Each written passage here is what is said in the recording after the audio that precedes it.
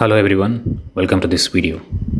Students, in this video we are going to study the first unit, The Gentleman of the Jungle by Jomo Kenyatta.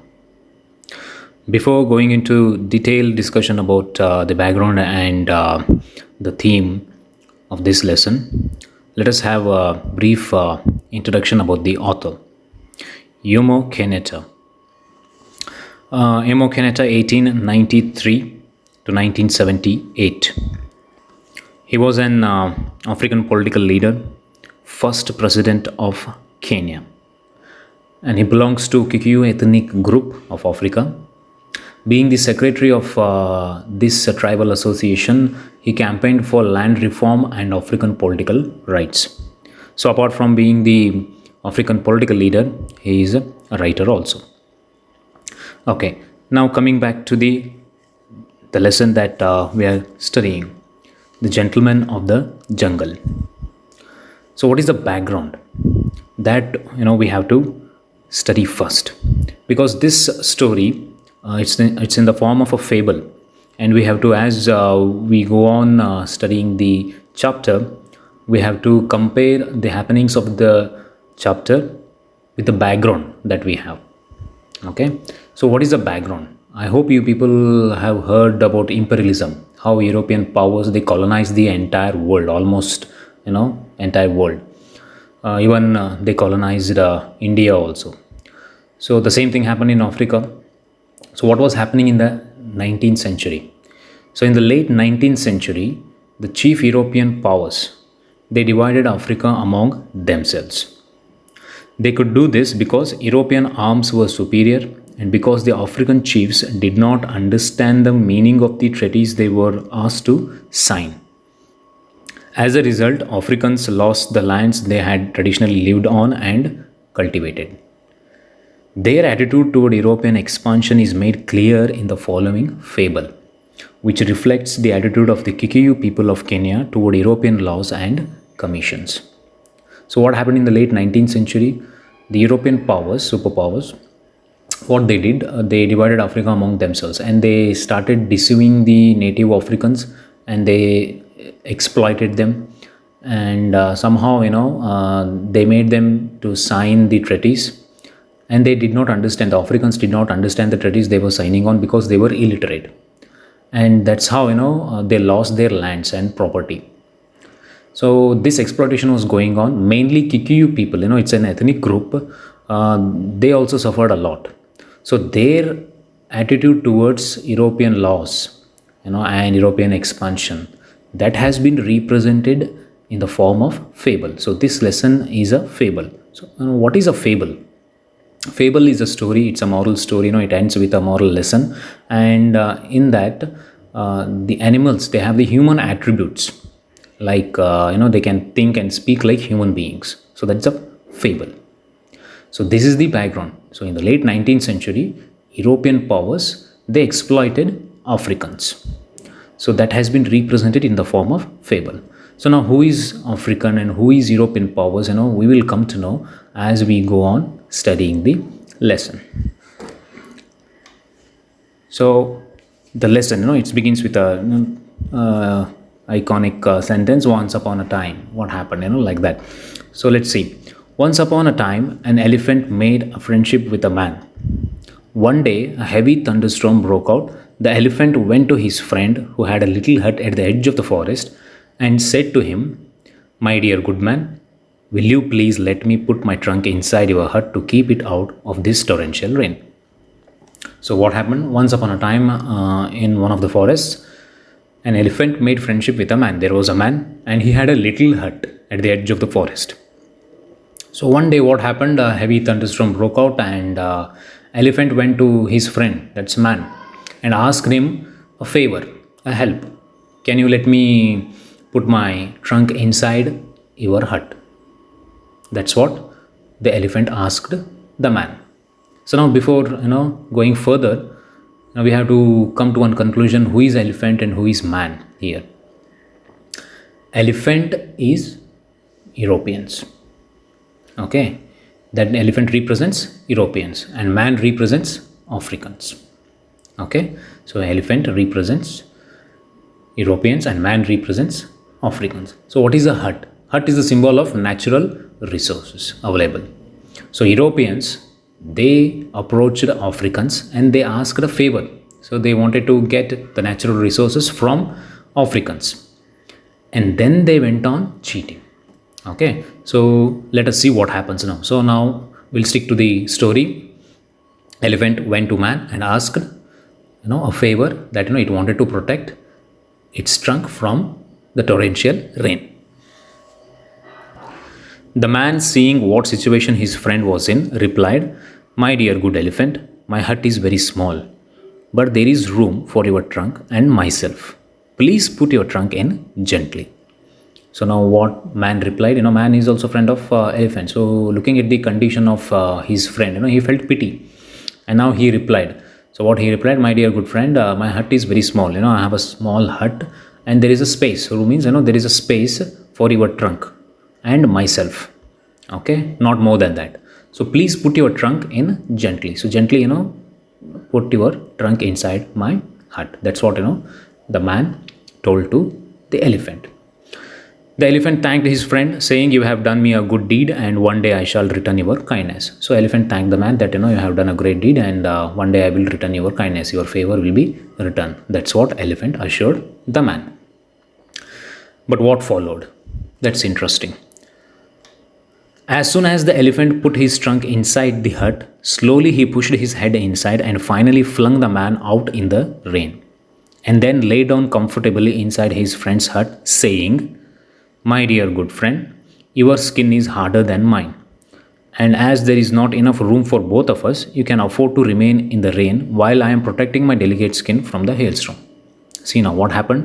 As soon as the elephant put its trunk inside, slowly, it pushed his head inside the hut and then finally flung the man out of the hut. It threw the man out of his own hut. And then it justifies its act by saying, "My dear good friend, your skin is harder than mine, and I want to protect my delicate skin from this torrential rain. It's raining very heavily, so I want to protect my skin.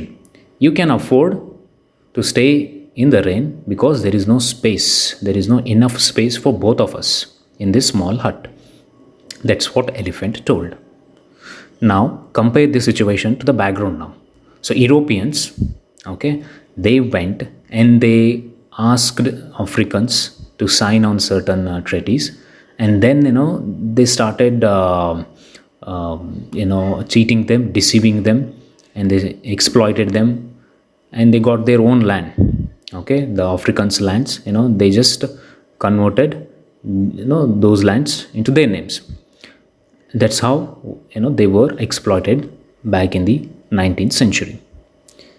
Now coming back to this story now. So what happens now? What man does? The man, seeing what his friend had done to him, started to grumble. The animals in the nearby forest heard the noise and came to see what was the matter.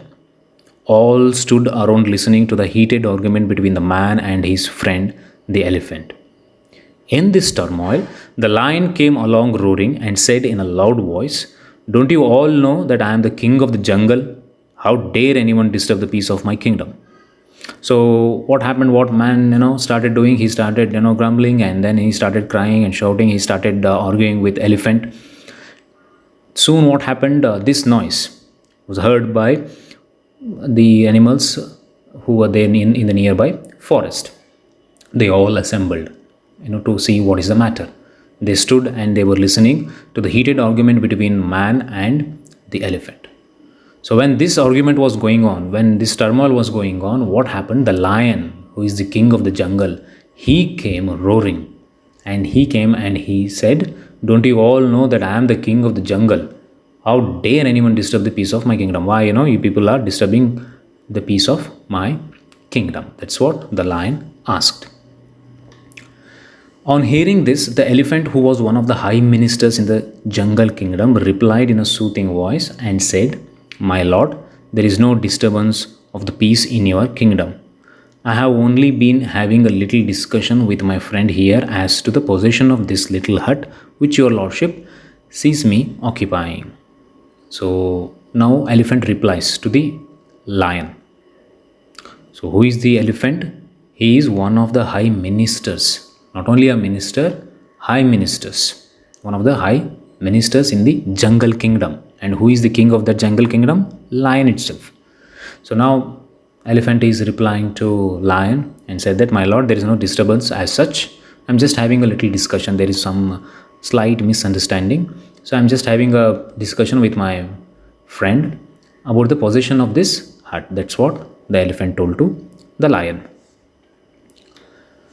Now the lion, it replies. The lion, who wanted to have peace and tranquility in his kingdom, replied in a noble voice, saying, I command my ministers to appoint a commission of enquiry to go thoroughly into this matter and report accordingly. So, lion, it wanted to have peace and tranquility. Peace and tranquility. Tranquility means calmness. So, it wanted peace and calmness in its kingdom.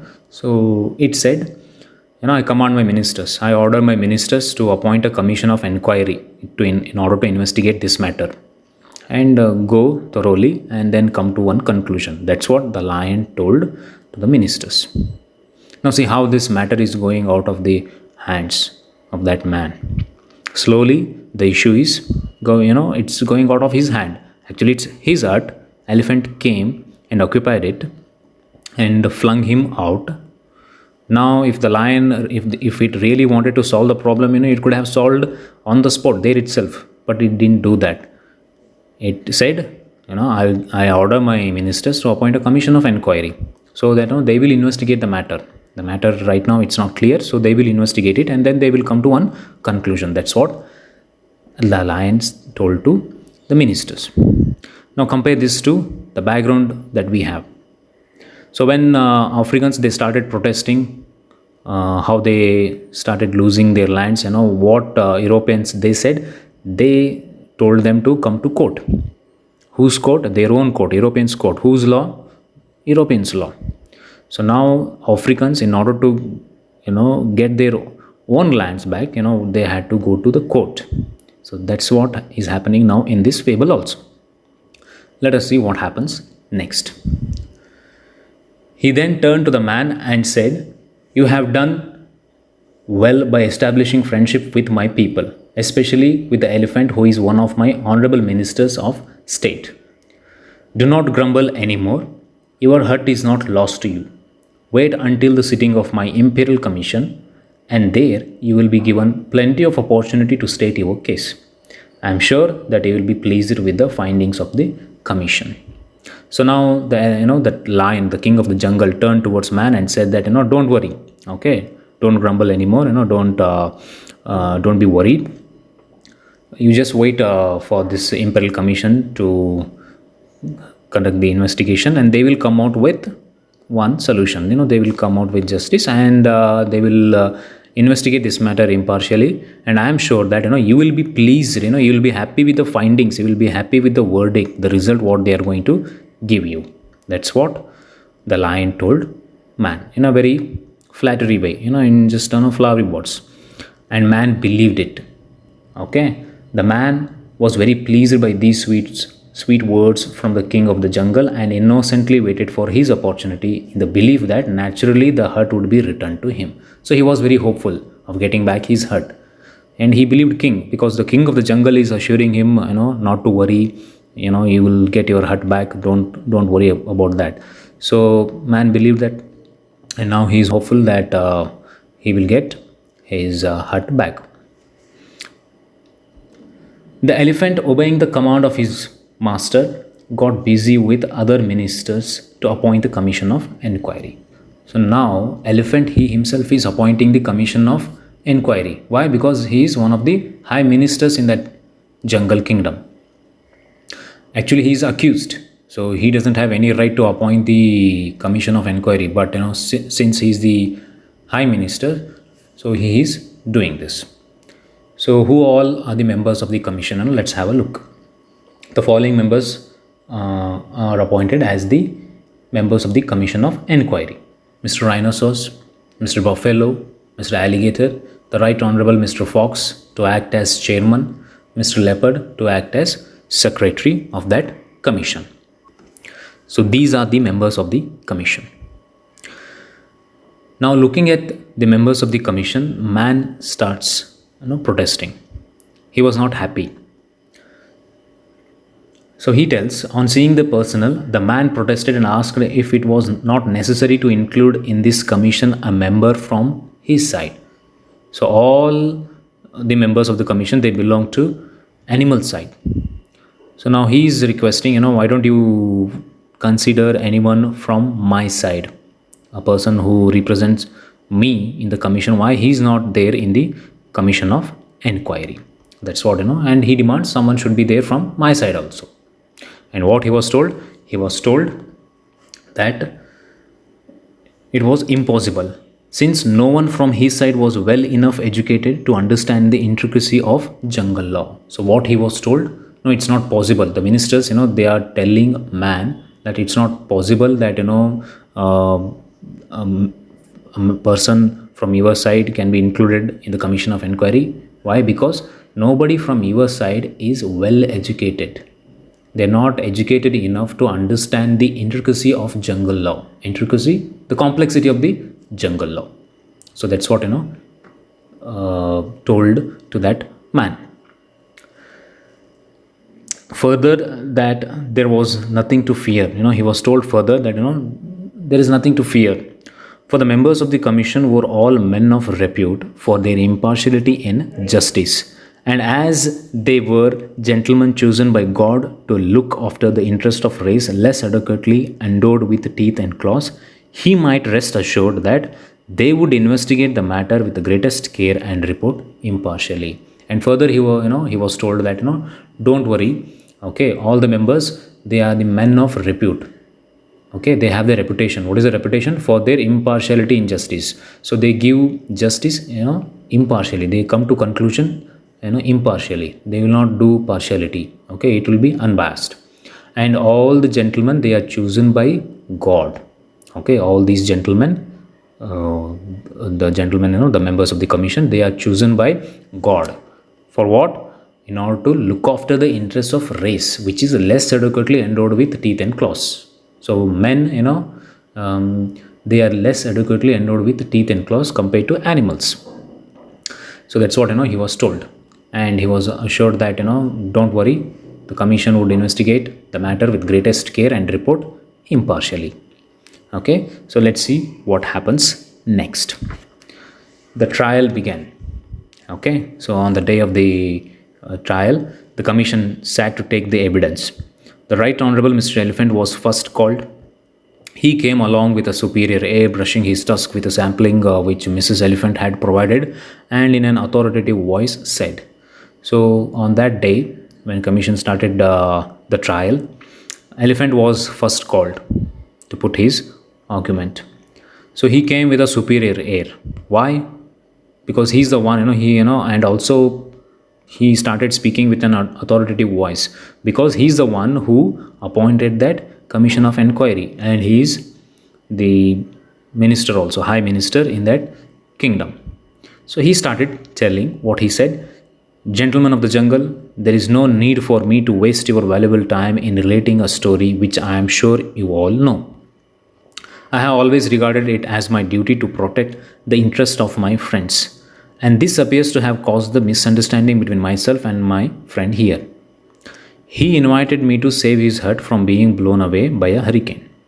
As the hurricane had gained access owing to the unoccupied space in the hut, I considered it necessary in my friend's own interest to turn the undeveloped space to a more economic use by sitting in it myself, a duty which any of you would undoubtedly have performed with equal readiness in similar circumstances. See, now what Elephant said, it changed the entire scenario itself. So he started telling that, I don't want to waste your time by telling the same story that you all know. Actually, what happened, the man, he himself invited me to save. And I always considered it to help the people who are in need. So that has caused some misunderstanding between myself and my friend. Okay, he invited me to save his hut by blowing away in that hurricane. So I sat and I used the unoccupied space for more economic usage. Okay, so that's what he said, the Elephant told in that commission. And he's also adding that, if you were in my shoes, if you people were in my position, you also would have done the same thing. That's what the elephant said in the trial. After hearing the Right Honorable Mr. Elephant's conclusive evidence, the commission called Mr. Hyena and other elders of the jungle, who all supported what Mr. Elephant had said. Okay, so after Elephant putting his argument, they didn't call the man. They started collecting evidences. They called the other animals who were there present at that point of time. So all the animals, okay, they supported what Elephant said. No, actually it's man who called the elephant inside his hut. That's what everyone started telling in that trial. They then called the man, who began to give his own account of the dispute, but the commission cut him short, saying, "My good man, please confine yourself to relevant issues. We have already heard the circumstances from various unbiased sources. All we wish you to tell us is whether the undeveloped space in your hut was occupied by anyone else before Mr. Elephant assumed his position." See now, after collecting the evidence from all the animals, then they called man inside to put his account of the matter. And the commission, he started telling what actually happened, and then the commission cut him short and they said, "My good man, please confine yourself, please restrict yourself to the relevant issues. Okay, we don't want to hear the things which are not related to the issue. So we have already heard these circumstances from various unbiased sources. Okay, what happened we all know through the unbiased sources. And what we wish you to tell us is whether the undeveloped space, the remaining space which you were not using, whether that was occupied by anyone else before Elephant assumed his position." What kind of a question is this? See now. So they changed the entire scenario there. Actually, they are not talking about the possession of the hut. What they are discussing, the undeveloped space in his hut, which was there. So that is the question that was asked to the man. Okay, so they were just dragging the case away from him. The man began to say no, but he was telling, he was speaking truth. He said no one occupied before Elephant, but that's not the issue. Issue is something else about the possession. He threw me out of my own hut. That's what he wanted to tell. But then at that point they declared that they had heard sufficient evidence from both the sides. But at this point, the commission declared that they had heard sufficient evidence from both the sides and retired to consider their decision. After enjoying a delicious meal at the expense of the Right Honorable Mr. Elephant, they reached their verdict, called the man, and declared as follows. So man wanted to tell something. Again, he was cut short, and then they said that okay, then that's it. We have heard enough evidence from both the sides, and they had a lunch at the expense of Elephant, that minister. And then they came to a conclusion, and then the man was called, and they said as follows. What is the verdict now? "In our opinion, this dispute has arisen through a regrettable misunderstanding due to the backwardness of your ideas. We consider that Mr. Elephant has fulfilled his sacred duty of protecting your interests, as it is clearly for your good that the space should be put to its most economic use. And as you yourself have not yet reached the stage of expansion which would enable you to fill it, we considered it necessary to arrange a compromise to suit both parties. Mr. Elephant shall continue his occupation of your hut, but we give you permission to look for a site where you can build another hut more suited to your needs, and we will see that you are well protected." So now this is the decision or the verdict given by the commission. So what they said that in their opinion the dispute has arisen through a regrettable misunderstanding, that too because of the backwardness of the man's ideas. He's not well educated. Okay, so because of that this misunderstanding has arisen. That's what they are telling to man. And what they are telling him that you are not in a position to use the undeveloped space in your hut. okay, for more economic use. So you are not in a position to do that. Now elephant can do that, it can use for economic purpose. So since you are not in a position to do that, elephant will continue its possession of your hut, and we will give you permission to build another hut, okay, and there you can build your hut, and we will see that you are well protected. That's what he was told. Okay, so now they said that elephant is going to continue its position of the hut. Now let's compare this to the background now. What might have happened there in Africa? So when they protested in the court, the judgment was given that the lands that you people are cultivating, you don't have enough knowledge to use it for more economic purposes. Okay, so since you are not, you don't have that technology with you people, we have that. Since elephant represents European, so they are telling that we have that capacity and we will continue. Okay, we will put it to more economic use.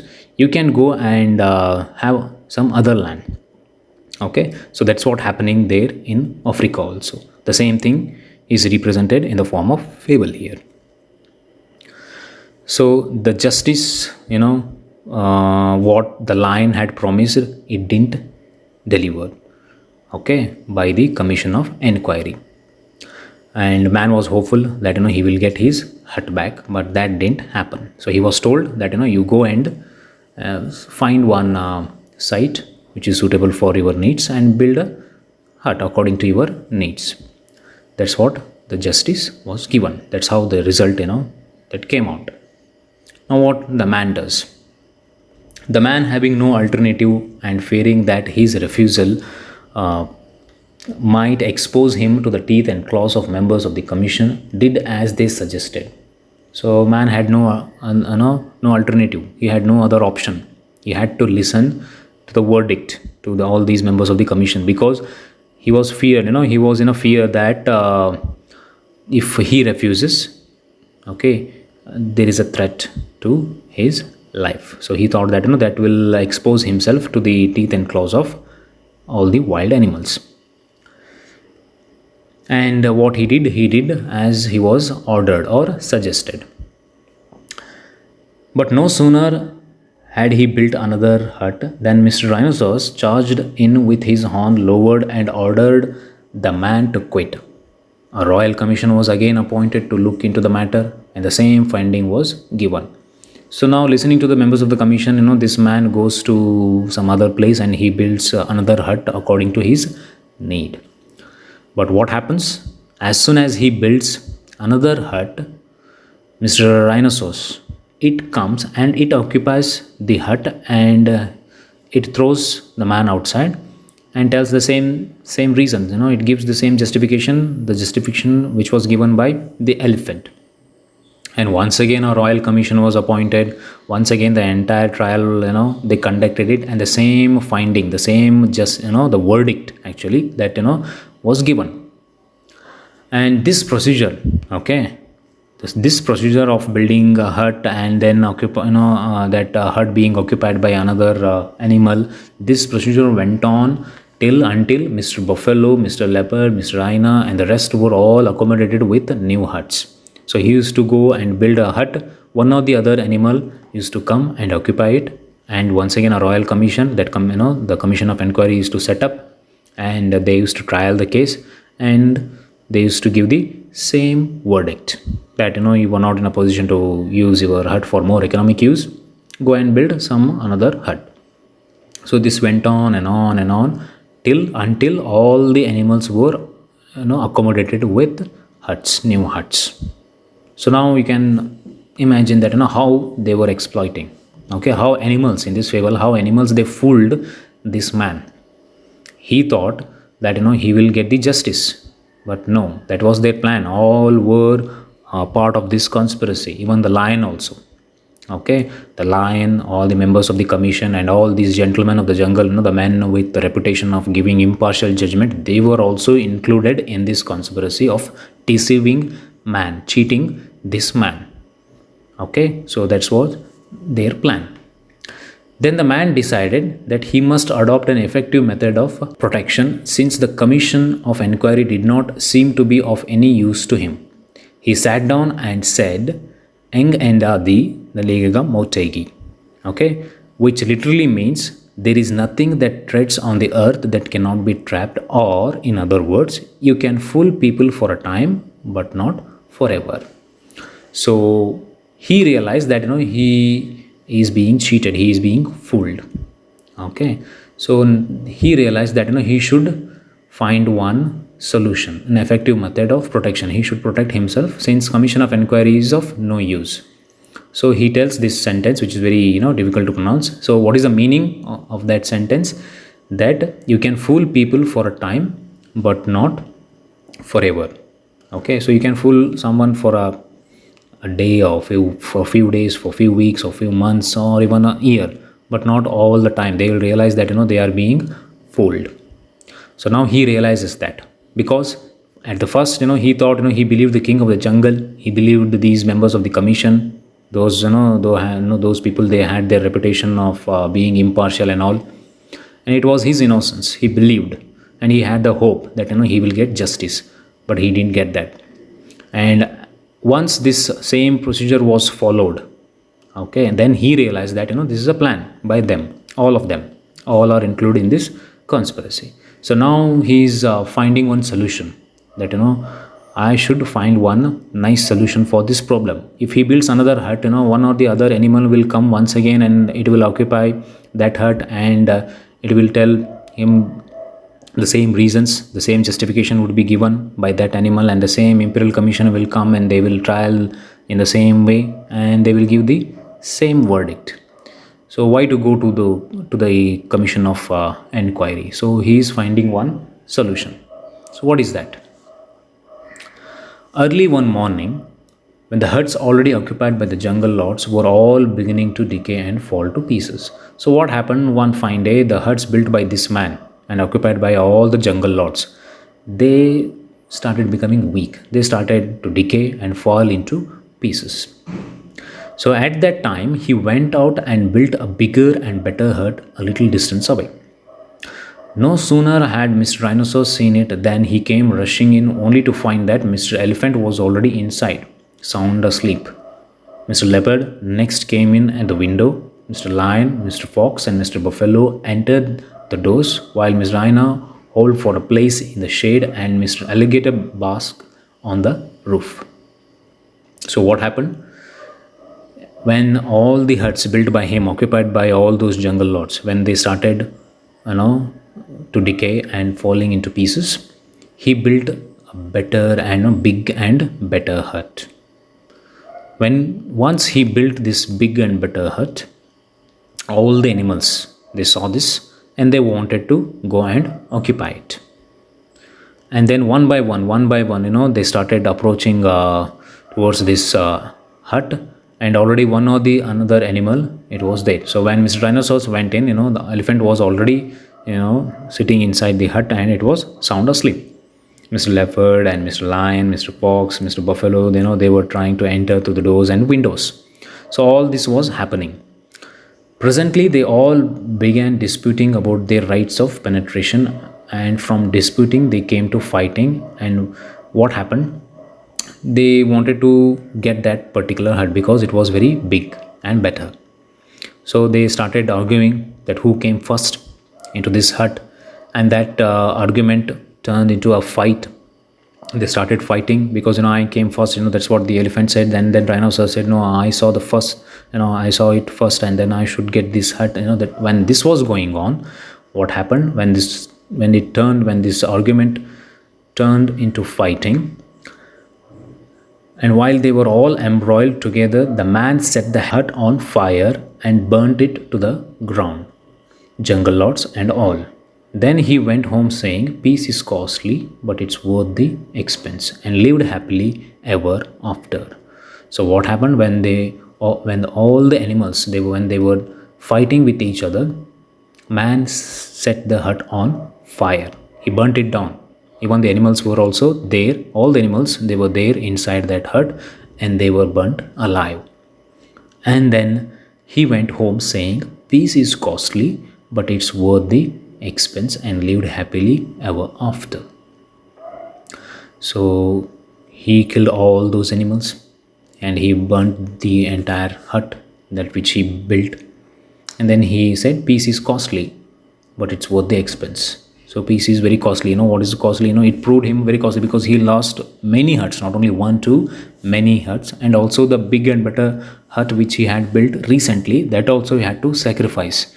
So, but it's worth the expense. Now he can live peacefully and happily. That's what, the solution was found by the man. Okay, so that's what, he does at the end. They thought, the kindness is his weakness. All the animals, they thought the man's kindness is weakness. He's not going to harm. He's already afraid. That's what, they misunderstood. But ultimately what happened at the end, the man burned all the animals, okay, alive. So what is the thing which comes out? What are the points that we can learn from this chapter, this fable? Kindness is not weakness. Okay, kindness is never a weakness. If someone is very kind, it's not their weakness. They can rebel, they can take revenge, and at any time they can harm you people. And another thing is, you can fool people for a time but not forever. Okay, they will realize soon that you are cheating them, you're fooling them. And the next one is, peace is costly, but it's worth the expense.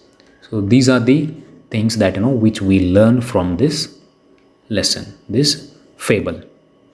Okay, so this is the fable which represents the attitude of the Kikuyu people of Africa. So how they started losing the lands, and when they said that when the justice was given, not just the verdict.